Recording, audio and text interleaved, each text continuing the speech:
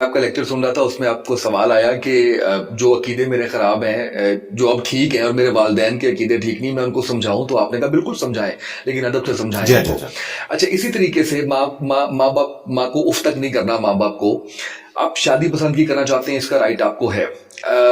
آپ کے پیرنٹس نہیں مان رہے، آپ کے پاس کیا وے آؤٹ ہے؟ اور اسی طریقے سے جو یہ کہا جاتا ہے کہ ماں نے کہہ دیا طلاق دے دو تو طلاق دے دو، یہ اس بارے میں بھی یہ رہنمائی بالکل فرمائیے گا۔ جذباتی بات ہے کہ ماں باپ نے کہا تو طلاق دے دو۔ اسلام کیا ظلم کے نظام کے اوپر چل رہا ہے؟ ابو داؤد میں حدیث ہے کہ اللہ تعالیٰ کو حلال چیزوں میں سب سے ناپسند طلاق ہے، سب سے ناپسند۔ ناپسند کیوں ہے؟ حلال بھی ہے۔ حلال اس لیے کہ بعض اوقات جنرل ضرورت پڑ جاتی ہے، یعنی وہ شادی کی، وہ نہ مرد نکل آیا، یا وہ عورت کو مارتا پیٹتا ہے، نشہ کرتا ہے، پہلے نہیں پتا تھا، اور وہ اصلاح بھی نہیں اپنی کر رہا، تو ظاہر ہے کہ بچی تو نہیں بروانی کسی نے اپنی، بالکل ایسے کہ وہ اس کو مار دے، تو پھر طلاق کا ایک آپشن کھلا رکھا ہے۔ اسی طریقے سے عورت کوئی ایسی بد کردار ہے کہ وہ نہیں سدھر رہی، تو مرد کے پاس تو پھر آخری حل یہی ہے کہ وہ پھر علیحدگی اختیار کرے۔ اس لیے اللہ نے اسے حلال رکھا، لیکن ناپسندیدہ، اتنی ناپسندیدہ کہ صحیح مسلم میں حدیث ہے کہ شیطان کا تخت پانیوں پہ لگا ہوا ہے، شام کے وقت اس کے سارے چیلے آ کے بتاتے ہیں آج ہم نے فلاں شخص سے فلاں گناہ کروایا، فلاں سے فلاں کروایا، چوری کروائی، بدکاری کروائی۔ شیطان ریلیکس رہتا ہے، کسی کے اوپر ایکسائٹ نہیں ہوتا۔ جس طرح ایک چیلا بتاتا ہے نا آج میں نے میاں بیوی کی علیحدگی کروا دی، وہ اتنا ایکسائٹڈ ہوتا ہے کہ وہ اسے گلے لگا لیتا ہے کہ اصل کام تو نے کیا ہے، کیونکہ میاں بیوی کی جدائی کے بعد تو پھر بچوں کا کیا بنے گا؟ مینٹل بارڈرز ان کے بدل جائیں گے۔ عورتیں بعض اوقات خودکشی کر لیتی ہیں، بعض اوقات معاشرے کے لیے ناسور بن جاتی ہیں، ڈپریشن میں چلی جاتی ہیں، مرد ڈپریشن میں چلے جاتے ہیں۔ تو اس لیے اسلام نے خاندانی نظام کے اوپر زور دیا۔ اب رہا یہ مسئلہ کہ ماں باپ جو ہے وہ کہیں کہ طلاق دے دو، تو اسلام کے مزاج میں تو کہیں نہیں بیٹھتا یہ۔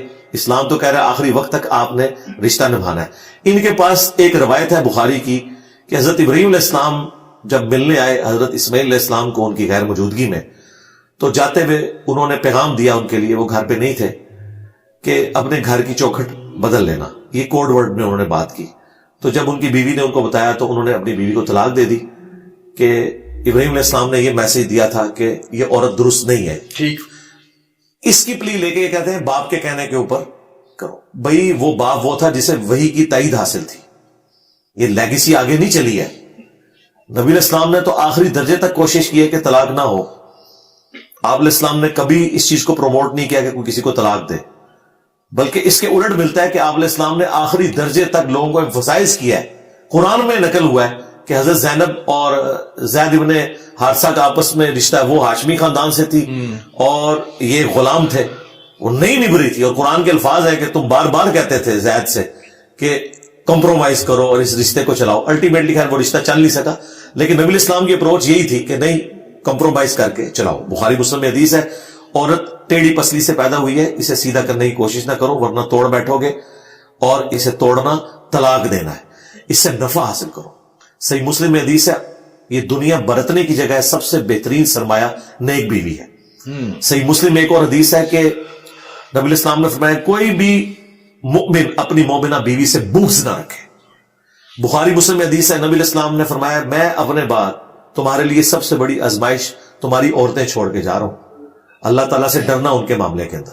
اچھا حضور نے بیویوں کو نہیں کہا، آپ کو پتا تھا وہ بیچاری پیسے موڈ میں ہوتی ہیں، ڈومیننٹ مرد ہوتا ہے، تو مرد کو کہا کہ دیکھنا ان کے حقوق کا خیال رکھنا ہے تم نے، ٹھیک ہے۔ لیکن مرد یہاں پہ عموماً ہمارے معاشرے کے اندر ڈومیننٹ ہے، بعض جگہ پہ عورتیں بھی، زیادہ تر مرد ڈومیننٹ ہے، تو اس کی وجہ سے پھر اس طرح کے معاملات شروع ہو جاتے ہیں۔ بعض اوقات وٹے سٹے والا رشتہ ہوا ہوتا ہے، اس چکر میں بھی طلاق تک نوبت چلی جاتی ہے۔ رہی جو آپ نے پسند کی شادی کا مسئلہ پوچھا، تو یہ مرد کا رائٹ ہے کہ وہ پسند کی شادی کرے، عورت کا بھی رائٹ ہے، لیکن عورت کے لیے ایک قدغن ہے کہ وہ ولی کی اجازت کے بغیر نکاح نہیں کر سکتی، کیونکہ اس کا ایکسپوئر نہیں، اور یہ بھی شرط ہے کنواری لڑکی کے لیے۔ بالکل ہاں، صحیح مسلم میں ہے کہ اگر وہ متعلقہ یا بیوہ ہے، یعنی وہ میچور عورت ہو چکی ہے، ایک دفعہ وہ ایکسپیرینس، تو پھر وہ ولی سے زیادہ حقدار ہے، کیونکہ اسے ہاتھ لگے ہیں، وہ تو پھر 10 دفعہ تحقیق کرے گی اگلی شادی کرنے سے پہلے، کئی تو بیچاری کرتی ہی نہیں ہے، وہ اتنی مترفر ہو جاتی ہیں۔ لیکن پہلی شادی جو ہے جو کنواری عورت کی ہے، وہ ولی یعنی اس کے باپ نہیں ہے تو چچا، بڑا بھائی، اس کو انوالو کیے بغیر نہیں کر سکتی، کیونکہ معاشرے میں ایکسپوئر ہے ان لوگوں کا، وہ پتہ کروائیں گے۔ عورتیں بیچاری فوراً امپریس ہو جاتی ہیں مردوں سے، انہیں یہ نہیں پتا کہ یہ کوئی ایک लव हेट का रिलेशनशिप तो नहीं जो आपने चलाना है, उसके बाद घर के खर्चे हैं। और मैं अक्सर कहता हूं शादी वो दुम है जिसके साथ इतना बड़ा हाथी लगा हुआ है, वो आपको शादी के बाद पता चलता है।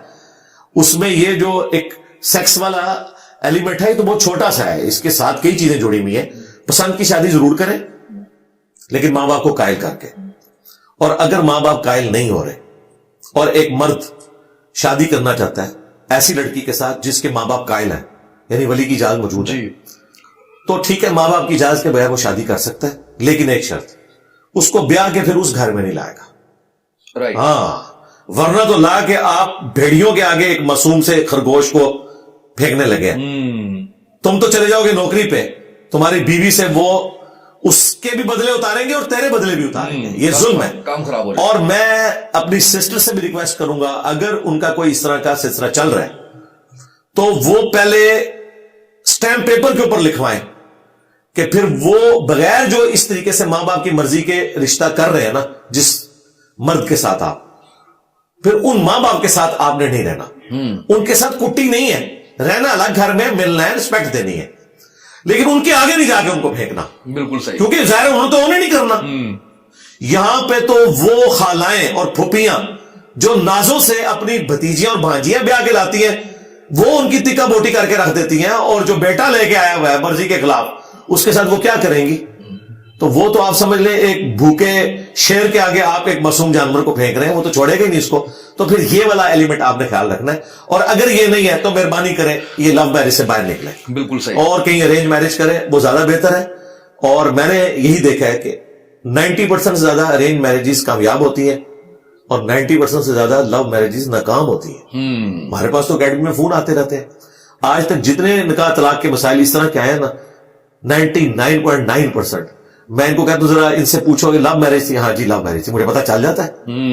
क्योंकि वो एक दुम को देख रहे होते हैं, उसके बाद जब हाथी निकलता है ना बाहर, फिर समझ सारा लव निकल जाता है। फिर लव नो लभते फिरते हैं और लव नहीं फिर लभता। लेकिन अरेंज मैरिज में मैंने देखा है मां बाप फिर थोड़े से कर्टसी में भी आ जाते हैं कि यार ये तो हमने पसंद किया था, अब बेटे को फिर वो तरीके से चलते हैं, थोड़ा डेकोरम का ख्याल रखते हैं। लेकिन लव मैरिज में तो वो कहते हैं आप संभाल तू ले आंदी सी, ठीक है, साढ़े को पूछा सी, मैं तो वो लैके आनी सी, फिर तकता तो एक कितनी फर्माबरदार होती। तो इसलिए बेहतर है कि चुप करके, दुनिया में कोई औरतों की कमी है, अच्छी औरतें अवेलेबल हैं और अच्छे मर्द भी अवेलेबल है। बेहतर यह है कि आप अरेंज मैरिज की तरफ जाएं। हाँ, लव प्लस अरेंज हो जाए बहुत अच्छी बात है, लेकिन अगर मां बाप राजी नहीं है तो फिर कोशिश करें कि आप कोई और रिश्ता ही देखें। ये मैं बात कर रहा हूं शादी से पहले। शादी के बाद मां बाप राजी नहीं है ना, वो जो मर्जी करें, आपने अपना घर क्यों बर्बाद करना है? बिल्कुल नहीं कर सकते। बिल्कुल सही।